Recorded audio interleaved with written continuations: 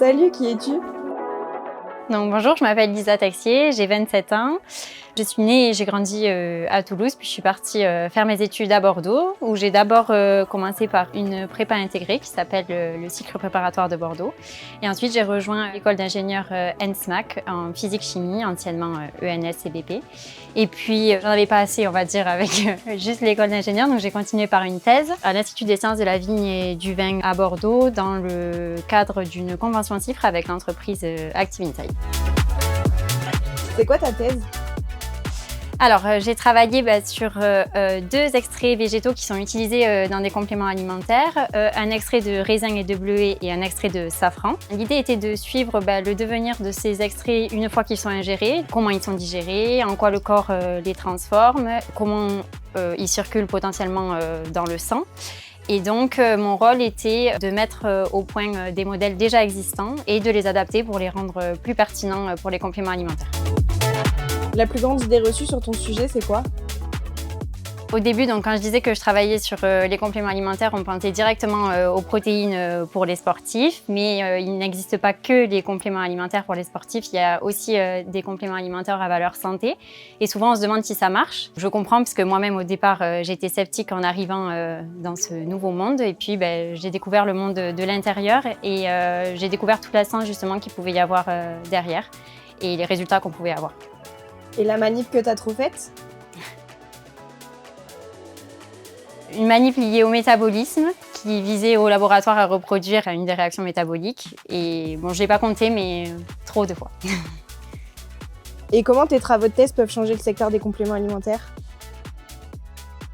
À long terme, mes travaux pourraient contribuer à améliorer l'efficacité des compléments alimentaires. Par exemple, si on identifie certains composés qui sont sensibles lors de la digestion, on peut tout à fait envisager des pistes d'amélioration, notamment par exemple des stratégies d'encapsulation pour venir protéger ces composés lors de la digestion et préserver leur intégrité et leur efficacité.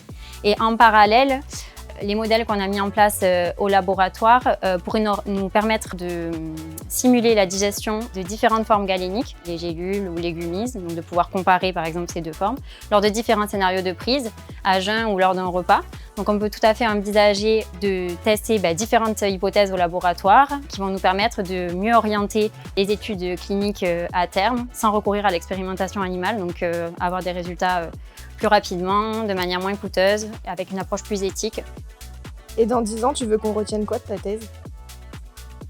J'aimerais qu'on retienne que mes travaux ont permis de mettre en évidence de nouveaux métabolites circulants chez l'humain après consommation d'extraits de raisin et de bleuet ou d'extraits de safran. Et j'espère que dans 10 ans, on aura pu démontrer que ces métabolites ne sont pas seulement présents, mais qu'ils jouent un réel rôle bioactif, qu'ils ont un réel rôle, ce qui permettrait d'améliorer la compréhension et pourquoi pas la valorisation aussi de ces extraits. Et si ta thèse était un film, ce serait lequel? Je dirais Kaizen, qui retrace l'ascension de l'Everest par Inox Tag. Pour plusieurs raisons. Pour le côté aventurier, exploration, partir à l'inconnu, le côté dépassement de soi, persévérance et de montrer que quand on veut, on peut et qu'on peut tous finalement monter son Everest et accomplir un objectif qui semblait au départ difficile. Et ta thèse en une phrase pour me la péter au repas de Noël? Bon, je pense que le titre te suffira, puisque ma thèse était intitulée « Étude de la bioaccessibilité et de la biodisponibilité de polyphénols issus d'un extrait de raisin et de bleuet et de caroténoïdes issus d'un extrait de safran ». Est-ce que la recherche t'a appris sur toi-même? Je pense qu'elle m'a montré que j'étais plus persévérante que ce que je ne le pensais. Elle m'a aussi montré qu'il ne fallait jamais baisser les bras, même quand c'était difficile, et à croire en moi. Et le cliché sur les doctorants, c'est quoi? Il faut être premier de la classe, pas avoir de vie à côté et être un intello. Moi, j'ai gardé une vie à côté et que ça ne m'a pas empêché d'avoir quand même une thèse récompensée aujourd'hui. Ton conseil pour les futurs doctorants, ce serait lequel? Je dirais de ne jamais baisser les bras, justement, que dans la recherche, il y a toujours des hauts et des bas et que des fois, les résultats positifs peuvent tarder à arriver, mais que la satisfaction quand ils arrivent est d'autant plus grande.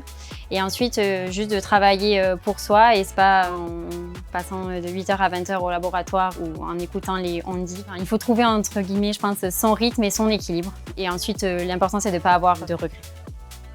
Et qu'est-ce que ça te fait de recevoir ce prix aujourd'hui? Beaucoup d'émotions. Ça me rend un peu fière, vu que j'ai pas toujours eu tendance à avoir confiance en moi. On va dire que c'est plutôt rassurant. Et ensuite, c'est un honneur et une véritable reconnaissance de mes travaux et un encouragement pour la suite. Ça vient récompenser 3 années de travail intense et ça rappelle que les efforts fournis pendant ces 3 années, les heures passées au laboratoire, les doutes et les remises en question en valaient la peine.